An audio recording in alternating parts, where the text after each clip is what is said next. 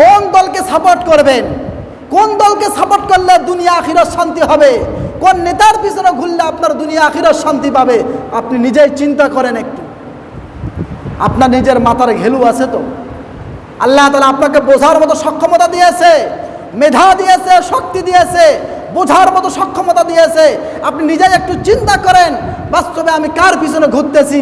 আপনি ভালো করেই বোঝেন যে দুনিয়ার মধ্যে মারা গেলে ওই হুজুর ছাড়া চলে না, টুপিওয়ালা ছাড়া চলে না, আলেম ছাড়া চলে না, কোরআনওয়ালা মানুষ ছাড়া চলে না, ইসলাম ওলা মানুষ ছাড়া চলে না। আপনি সবাই বোঝেন, কিন্তু দুনিয়ার মধ্যে দেখা যায় ধান্দাবাজি করার জন্য ওই বাটপাচ্ছি যাদেরকে নেতা বানায় তাদের পিছনে ঠিকই ঘুরতে পারেন। কথা বলেন ঠিক কিনা? আজকে দুনিয়ার মধ্যে চাঁদাবাজি, লুত্তারাজি, বাটপার, চিড়ারি সব কিছু যে করতেছি, এগুলোর হিসাব আমাকে দিতে হবে। আমি যে মানুষের হক নষ্ট করতেছি, অধিকার নষ্ট করতেছি, এগুলোর আমাকে হিসাব দিতে হবে, সেই চিন্তা করে না। এই জন্য সে ঘরে বাটপার চিটার নেতার পিছনে, যে নেতা জীবনও কোনোদিন নামাজ পড়ে না, ওই নেতা যদি দেখা যায় কোনোদিন ভুলক্রমে কোথাও মানুষকে দেখানোর জন্য নামাজ পড়তেছে, তার অনুসারীরাও তার পিছে পিছে যায় মানুষকে দেখানোর জন্য। নেতা যদি নামাজ না পড়ে তারাও নামাজ পড়ে না, নেতা পড়লে তারাও পড়ে। তাহলে বাস্তবে এরা হলো বাটপার, এটা দুনিয়ার মধ্যে বাটপারি করতেছে। কিয়ামতের ময়দানে দাপট চলবে না। আল্লাহ তাআলা বলবেন জাহান্নামে নিয়ে যাও, টেনে হেঁচড়ে জাহান্নামের আগুনে তাদেরকে ফেলিয়ে দাও। فقال الضعفاء للذين استكبروا إنا كنا لكم تبعا। ওই কিয়ামতের ময়দানে আল্লাহ পাক রব্বুল আলামিন দুনিয়ার মধ্যে যারা নেতা ছিল, যাদের পিছনে অনেক অসংখ্য মানুষ পিছে পিছে ঘুরত, অধীনস্থ ছিল, দুনিয়ার মধ্যে কোনো ব্যক্তি মেম্বার, চেয়ারম্যান, এমপি, মন্ত্রী যে অবস্থায় হোক না কেন, তাদের পিছে পিছে ঘোরার লোকের অভাব আছে নাকি বলেন? যে ব্যক্তির একটু ক্ষমতা আছে তার পিছের লোকের কোনো অভাব থাকে না। তার পিছে অনেক মানুষ ঘোরে। কেন ঘোরে? সে কিছু পাবে, স্বার্থের জন্যই ঘোরে। আল্লাহ পাক রব্বুল আলামিন এই সমস্ত ব্যক্তিদের সম্পর্কে, যারা নেতা এবং তাদের অধীনস্থ, তাদের সম্পর্কে আল্লাহ পাক রব্বুল আলামিন বলছেন কিয়ামতের ময়দানে ওই অধীনস্থ মানুষেরা, তাদের অনুসারীরা তাদের নেতাদেরকে ডাক দিয়ে বলবে فقال الضعفاء للذين استكبروا إنا كنا لكم تبعا। হে আমাদের নেতাজি, হে আমাদের নেতাগণ, দুনিয়ার মধ্যে তোমাদের পিছে পিছে ঘুরেছিলাম, তোমাদের অনুসারী ছিলাম, তোমাদের আনুগত্য করতাম। তোমরা যখন যে আদেশ করতা সব মানার জন্য আমরা সর্বোপরি চেষ্টা করতাম। এক কথায় তোমাদের মুসিবত থেকে বাঁচানোর জন্য হোক বা যে আদেশেই তোমরা করতাম, প্রত্যেকটা আদেশ মানার জন্য আমরা সর্বোপরি চেষ্টা করতাম। অতএব আজকে তোমাদেরকে আমরা বলতে চাই ফাহাল আনতুম মুগনুনা আন্না মিন আযাবিল্লাহি মিন শাই।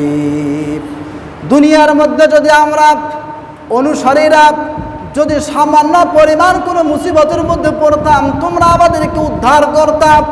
কোনো একটা চাঁদাবাজি করতে গিয়ে যদি ধরা খাইতাম, তোমরা 1 মিনিটের একটা ফোনের মাধ্যমে ছাড়িয়ে দিতাম, জেলখানা থেকে বের করার ক্ষমতা রাখতাম।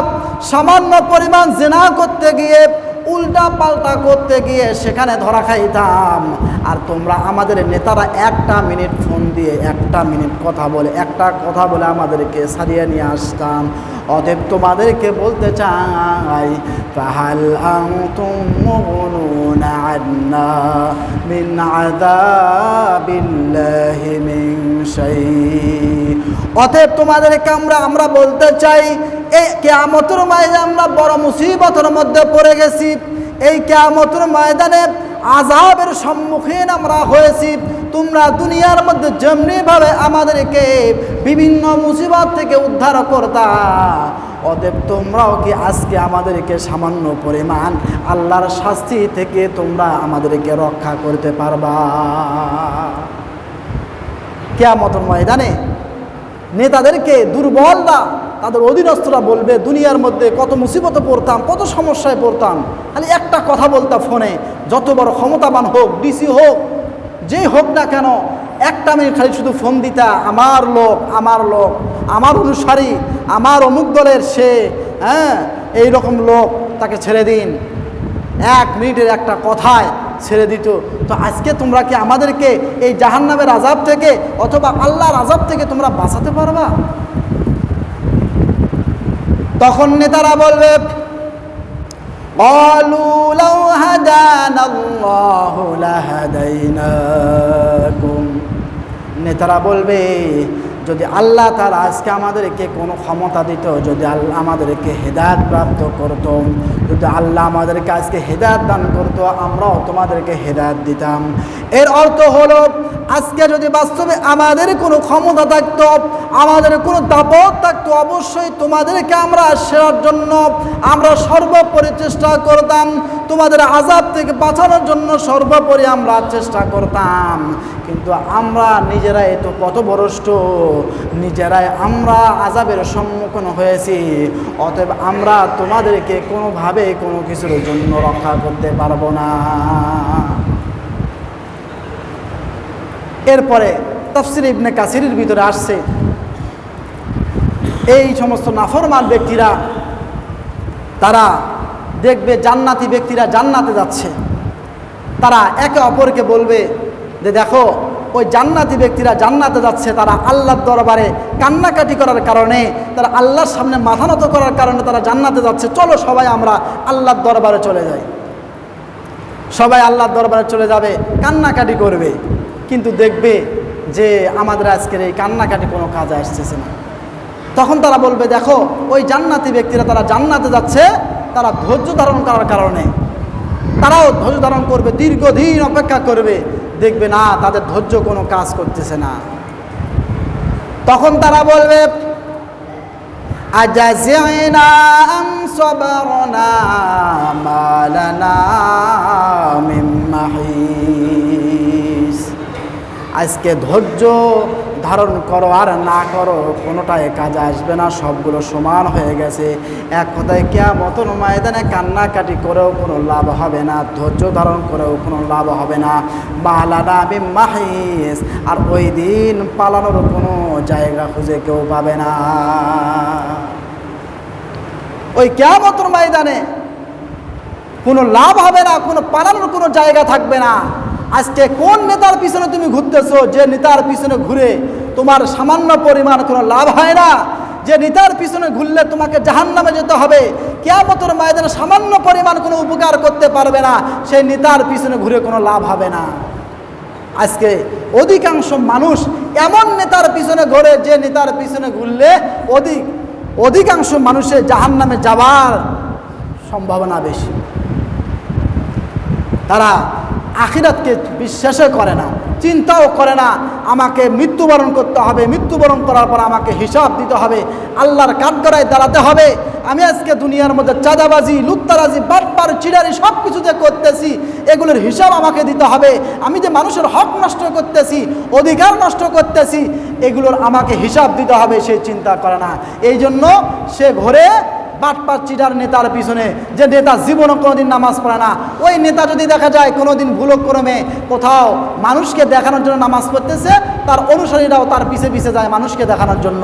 নেতা যদি নামাজ না পড়ে তারাও নামাজ পড়ে না, নেতা পড়লে তারাও পড়ে। তাহলে বাস্তবে এরা হলো বাটপার, এটা দুনিয়ার মধ্যে বাটপারি করতেছে। কিয়ামতের ময়দানে দাপট চলবে না, আল্লাহ তাআলা বলবেন জাহান্নামে নিয়ে যাও, টেনে হেঁচড়ে জাহান্নামের আগুনে তাদেরকে ফেলিয়ে দাও। কোথায় যাবেন? এখন চিন্তা করেন আপনি দুনিয়ার মধ্যে কোন দলের পিছনে ঘুরবেন, কোন দলকে সাপোর্ট করবেন, কোন দলকে সাপোর্ট করলে দুনিয়া আখিরাত শান্তি হবে, কোন নেতার পিছনে ঘুরলে আপনার দুনিয়া আখিরাত শান্তি পাবে। আপনি নিজেই চিন্তা করেন একটু, আপনার নিজের মাথার ঘেলু আছে তো? আল্লাহ তাআলা আপনাকে বোঝার মতো সক্ষমতা দিয়েছে, মেধা দিয়েছে, শক্তি দিয়েছে, বোঝার মতো সক্ষমতা দিয়েছে। আপনি নিজেই একটু চিন্তা করেন, বাস্তবে আমি কার পিছনে ঘুরতেছি। আপনি ভালো করেই বোঝেন যে দুনিয়ার মধ্যে মারা গেলে ওই হুজুর ছাড়া চলে না, টুপিওয়ালা ছাড়া চলে না, আলেম ছাড়া চলে না, কোরআনওয়ালা মানুষ ছাড়া চলে না, ইসলামওয়ালা মানুষ ছাড়া চলে না।